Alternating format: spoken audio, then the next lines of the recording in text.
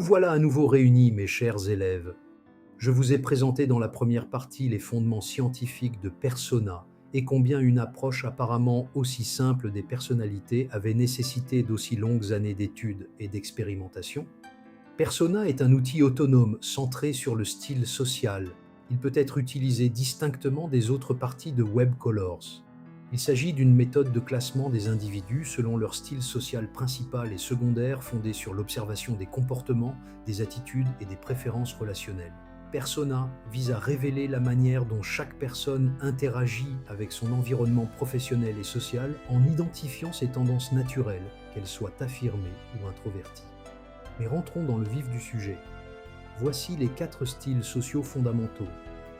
Le test Persona distingue 4 grands styles sociaux, chacun correspondant à une dynamique comportementale spécifique, le contrôlant introverti et dominant, le promouvant extraverti et également dominant, l'analysant introverti et conciliant, et enfin le facilitant extraverti et conciliant. Notre style social est donc défini par notre niveau d'ouverture et notre volonté à nous imposer. Ce classement présente des échelles de valeurs. Je vous invite à consulter le graphique à côté de moi.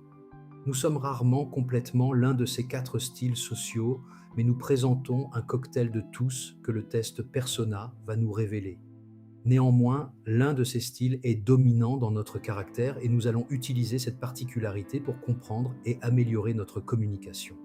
Ainsi, le contrôlant préfère prendre des décisions rapides, diriger, se concentrer sur l'efficacité et l'atteinte des résultats. Indépendant, introverti, il privilégie l'action et la performance, souvent au détriment de l'aspect humain.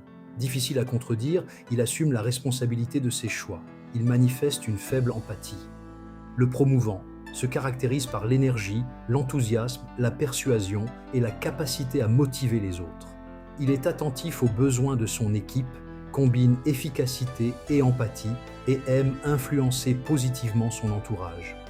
L'analysant réfléchit, méthodique, privilégie l'analyse des faits et des données avant d'agir. Il planifie, structure et prend ses décisions avec prudence, en se basant sur la logique et l'observation. Peu influençable, il reste centré sur la rigueur et la cohérence. Et enfin, le facilitant cherche à promouvoir l'harmonie, la collaboration et la résolution des conflits. Très sensible à l'environnement, il préfère s'intégrer au groupe, favoriser la cohésion et éviter les situations de tension. Il valorise l'écoute et l'entraide.